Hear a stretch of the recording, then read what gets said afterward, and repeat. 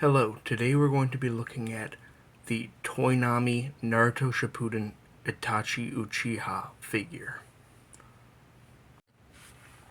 A quick 360 of the figure to see him from all angles before we move on to the accessories.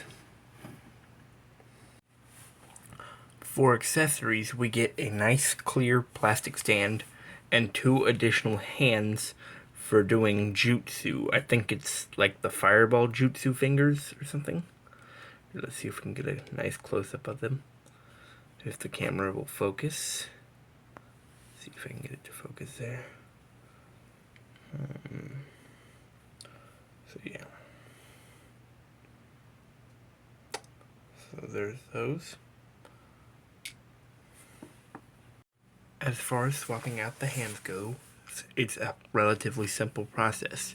You're just going to grab the hand, pull it out, grab the other hand, and pop it right in there. And boom, new hand.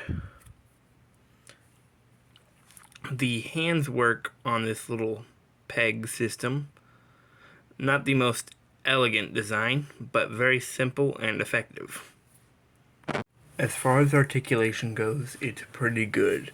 You get a full 360 at the shoulder. You get up and down, and if you go up here, you can get all the way up to there. You have a nice about 90-ish degree bend at the elbow, swivel and hinge at the wrist. You have head swivel, a little bit of forward and back, and as far as legs go, that's about it. Just forward a little bit, back a little bit. But he does have a very nice foot and ankle tilt. Let's take a moment to admire the packaging. Now, mine hasn't seen the best of days because I bought it pre-owned from a great seller named Bubba's Attic 44 on eBay, so make sure to check him out. But on the side, we get a cool bit of art of the character, get some product images, and some other waves of the figures down there below. Stay tuned. Some of these might be coming soon. On the other side, a cool product shot. And we're back to the front. On the bottom, just some more detailing. I really like these little curly-do things right there. Those are nice. Now for my favorite part, the scaling comparisons. On the left, we have a Marvel Universe style 4-inch Daredevil. And on the right, we have a standard 3 3/4 inch scale Darth Vader. What's interesting is, going back to the packaging here, it actually markets itself as a 4-inch action figure. If I can get it to focus on that. There we go. But as you can see, he's quite a bit taller than that 4-inch scale. Which I do have a theory that they based the scaling on their Naruto figure, which is quite a bit shorter. I don't know why the camera's not willing to focus.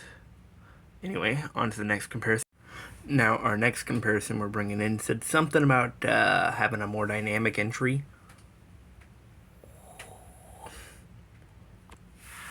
Next to a Mattel Rock Lee, you can see he does not quite fit the scaling. Unless, of course, you just pretend that this Rock Lee is Mike Guy. Bring in something a little bit more classic.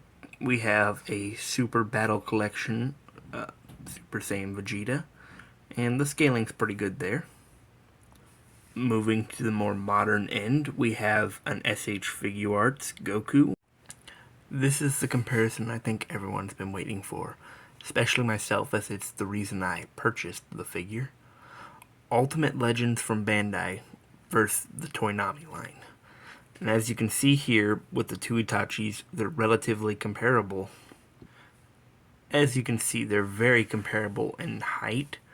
Apologies for the lighting, I've had to turn it down because the Ultimate Legends Itachi is pale as can be, and any sorts of light makes it impossible to focus on him.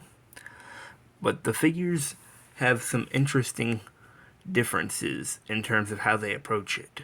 I feel like the Toynami version better captures the aesthetic of the show, while the Ultimate Legends one strive to make a better figure overall in terms of posability.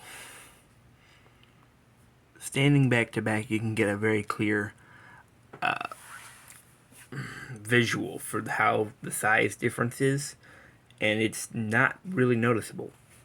However, the paint differences are quite interesting because the Toynami version went for a more gray look, while the Ultimate Legends one went for a more glossy black look.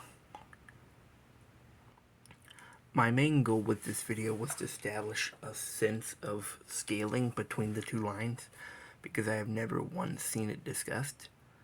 And as you can see, they both come in very close to the 5-inch mark. Looking very closely, it looks like the Ultimate Legends measures in at about the 4 15/16 mark. In comparison, Toynami scales in about 4 13/16. Here next to Sasuke, you can see that it's definitely passable when looking together. Or displayed together, I mean. As you can see, next to Naruto here, it looks pretty okay. I mean, Naruto looks pretty tall, but that's just a fault with the Ultimate Legends figure itself. And it looks pretty good next to Kakashi. So, inserted in just a moment should be a couple pictures detailing the scaling between the Toynami figures, and it looks like they should scale very well with Ultimate Legends, with the exception of the Toynami Naruto. However, the Toynami Naruto does scale more accurately with the line, but he is nowhere near the size of the Ultimate Legends Naruto. Another big thank you to eBay seller Bubba's Attic 44 for hooking me up with this awesome figure. And if you liked the video, please consider liking and subscribing. I don't post much, but when I do, it's sure to be interesting. So thank you very much for taking the time to watch this, and have a great evening.